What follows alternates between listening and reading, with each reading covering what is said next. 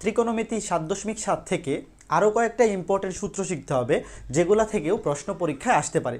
যদি এগুলা থেকে তোমরা দেখবা সচরাচর পরীক্ষায় প্রশ্ন আসে না, তবে যেহেতু আমাদের সিলেবাসে ইনক্লুডেড, তাহলে যে কোনো পরীক্ষায় আসার চান্স আছে, কাজে এগুলোও ভালো করে শিখে রাখতে হবে। তো প্রথমেই সূত্রগুলো দেখো, sine A by two, sine B by two, sine C by two, এখানে 3টা সূত্র শিখবো, এবং cos A by two, cos B by two, cos C by two এর 3টা সূত্র শিখবো। তো 3টা সূত্র আমরা বুঝে বুঝে সিকুয়াল অনুসারে শিখবো, তাহলে আমাদের এমনিতেই মনে থাকবে, খুব কষ্ট করা লাগবে না। দেখো একটা ত্রিভুজ আমি এঁকে রাখছি এ বি সি, যেখানে capital A, capital B, capital C এরা হচ্ছে ত্রিভুজের অ্যাঙ্গেল, আর small A, small B, small C হচ্ছে বাহু। ক্যাপিটাল এ কোণের বিপরীত বাহু হচ্ছে স্মল এ, বি এর বিপরীত স্মল বি, সি এর বিপরীত স্মল সি। তো প্রথমেই সূত্রটা দেখো, sine A by two, sine A by two এর সূত্রটা কি?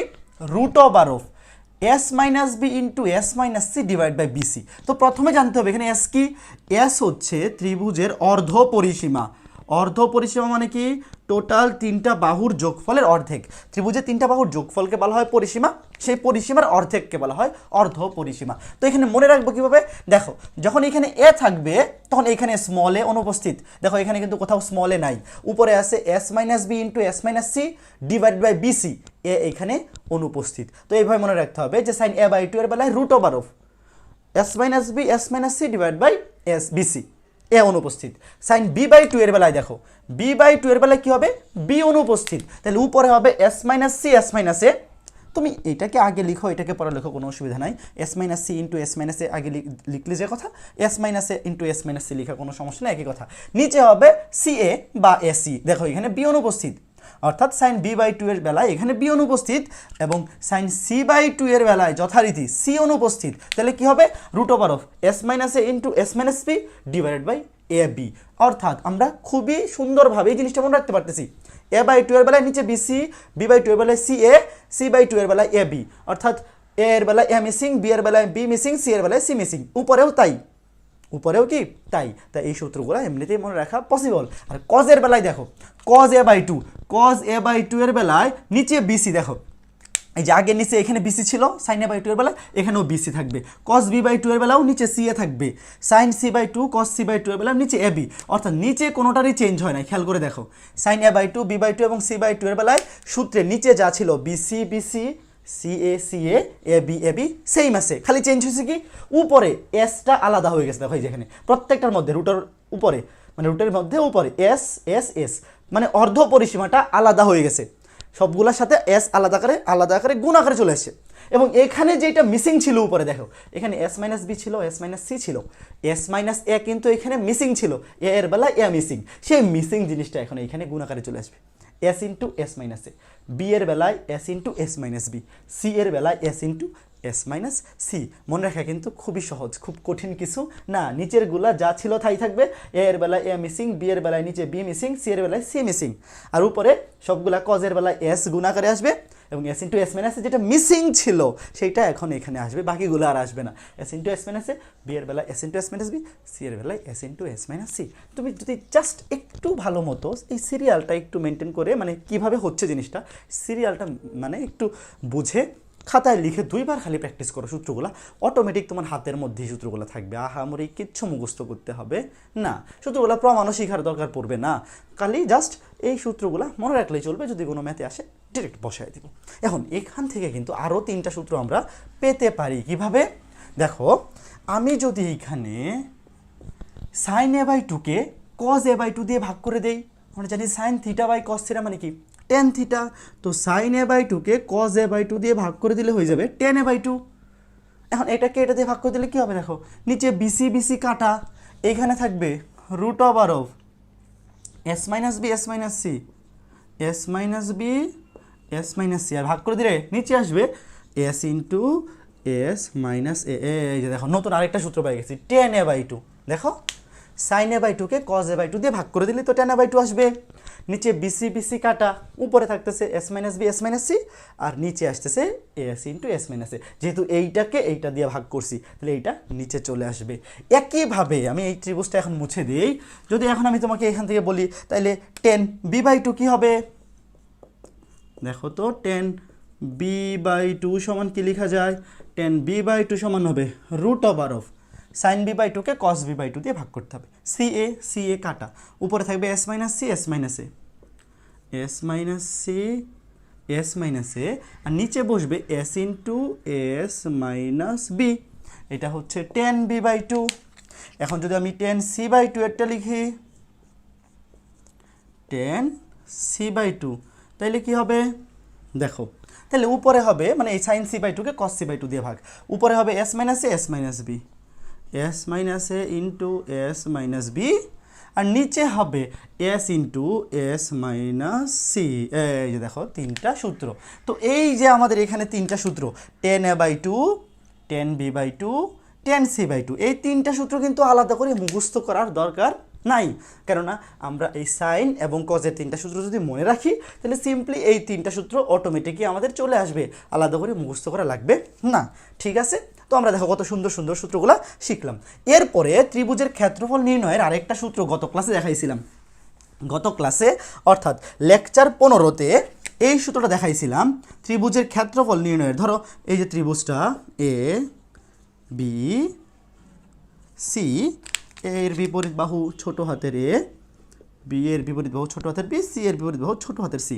এই ত্রিভুজটা যদি আমি ক্ষেত্রফল বের করতে চাই, ডেল, এই ডেল দ্বারা ত্রিভুজের ক্ষেত্রফল প্রকাশ করা হয়। ত্রিভুজের ক্ষেত্রফল বের করার বুদ্ধি ছিল হাফ ইন্টু যে কোনো দুইটা বাহু, হাফ ইন্টু যে কোনো দুইটা বাহু ধরলাম এ বি, এবং তাদের মধ্যবর্তী কোণের সাইন, তাদের মধ্যবর্তী কোণের সাইন, সাইন সি, অথবা হাফ ইন্টু যে কোনো দুইটা বাহু ধরলাম এসি, যে কোনো দুইটা বাহু এসি ইন্টু তাদের মধ্যবর্তী কোণের সাইন, এ এবং সি এর মধ্যবর্তী কোণ হচ্ছে বি সাইন বি। এটা সমান আবার লেখা যায় হাফ ইন্টু যে কোনো দুইটা বাহু, এখানে আর কোন দুইটা বাহু নিব, নিলাম BC, half into BC sine এদের মধ্যবর্তী কোণের সাইন, এদের মধ্যবর্তী বি এবং সি এর মধ্যবর্তী কোণ হচ্ছে সাইনে। দেখো বি এবং সি এর মধ্যবর্তী কোণ হচ্ছে সাইনে। তো এখান থেকে আমি প্রথমে যদি এইটা লিখি যে ডেল সমান এইটা, তাহলে এখান থেকে কি লেখা যায় বলো তো, সাইন সি সমান কি লেখা যায়, সাইন সি সমান লেখা যায় 2del/ab। কাজে তুমি কোথাও সাইন সি এর জায়গায় চাইলে এটা লিখতে পারো, সাইন সি সমান এই দেখো আর্গুমেন্ট করে দিছি 2del/ab। একইভাবে তুমি যদি ডেল সমান এইটা লিখো যে ডেল সমান হাফ এসি সাইন বি, তাহলে তুমি সাইন বি সমান, এটা মুছে গেল কেন, এ বি, দেখো এইটা লিখতে পারো। এরপরে তুমি যদি ডেল সমান এইটা লিখো যে ডেল সমান হাফ এসি সাইন বি, তাহলে এখান থেকে সাইন বি সমান কি লেখা যায়, সাইন বি সমান লেখা যাবে আর্গুমেন্ট করে দিলে 2del/ac, 2del/ac। আবার তুমি যদি ডেল সমান এইটা লিখো তাহলে এখান থেকে সাইন এ সমান কি লেখা যাবে, সাইন এ সমান লেখা যাবে 2del/bc। ডেল মানে ত্রিভুজের ক্ষেত্রফল। তো এই যে দেখো সাইন এ, সাইন বি, সাইন সি, তিনটা সূত্র পাইলাম।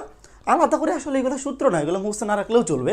তুমি যদি খালি এইটা মনে রাখো যে ত্রিভুজের ক্ষেত্রফল বের করার বুদ্ধি হচ্ছে হাফ ইন্টু যে কোনো দুইটা বাহুর গুণফল ইন্টু তাদের মধ্যবর্তী কোণের সাইন, তাহলে এখান থেকে তো এই সূত্রগুলো অটোমেটিক তুমি পরীক্ষায় বের করেই বসাইতে পারবা। বাট তাও মনে রাখা, যদি মনে রাখতে চাও বা মনে রাখলে সময় একটু বাঁচাইতে চাও, তাহলে এইভাবে মনে রাখতে পারো যে সাইন সি এর বেলায় বা সাইন এ বা সাইন বি, দেখো সাইন এ সাইন বি সাইন সি সবগুলো বেলায় উপরে 2del, 2del মানে ক্ষেত্রফলের দ্বিগুণ, ত্রিভুজের ক্ষেত্রফলের দ্বিগুণ, আর নিচে সি এর বেলায় সি থাকবে না, বি এর বেলায় বি থাকবে না, এ এর বেলায় এ থাকবে না। কাজে সাইন সি এর বেলায় নিচে হবে বি, সাইন বি এর বেলায় নিচে হবে এসি, সাইন এ এর বেলায় নিচে হবে বিসি। ঠিক আছে, আর উপরে তো সবগুলাই 2del। বোঝা গেল, আশা করি বোঝাইতে পারছি। তো এই সূত্রগুলাও জেনে রাখবা। তো এখন আমি এই যে এইখানে যে 6টা সূত্র লিখছি, এই 6টা সূত্র দিয়ে একটা ম্যাথ করে দেই, মানে এই টাইপের সূত্র দিয়ে আসছে এরকম একটা ম্যাথ করে দিব, যাতে পরীক্ষা আসলে তোমরাও করতে পারো। বলছে এবিসি ত্রিভুজের জন্য প্রমাণ করো যে BC into cos square a/2 plus CA into cos square b/2 plus AB into cos square c/2। তো তুমি দেখতেই পারতেছো এটা সমান দেখাইতে বলছে কত, এস স্কোয়ার, যেখানে এস কি, এস হচ্ছে অর্ধপরিসীমা। এইদিকে কি আছে বাম পাশে, কস a/2 কস b/2 কস c/2, এটা সমান দেখাইতে হবে এস স্কোয়ার। তাহলে কস a/2 কস b/2 কস c/2, এটার সাথে এস এর রিলেটেড সূত্র কোনটা, এটা আমরা জানি S into S minus A by BC, S into S minus B by C A, আর সি এর বেলায় হচ্ছে S into S minus C by A B. তো এই সূত্রগুলো যদি আমি জানি বা তুমি যদি জানো, তাহলে তোমার মাথায় প্রথমেই আসবে যে আরে এই যে এইখানে সূত্র বসাই দেই কস a/2 কস b/2 কস c/2, এবং সূত্রগুলো বসালে যেটা আসবে সব আসবে এস এর মাধ্যমে, এবং সেটা প্রমাণও করতে দিয়েছে এস স্কোয়ার। তো আমি প্রথমে এখানে লেফট হ্যান্ড সাইডটা লিখে রাখছি, দেখো লেফট হ্যান্ড সাইডটা লিখে রাখছি, আমি সিম্পলি মানগুলা বসাই দিব।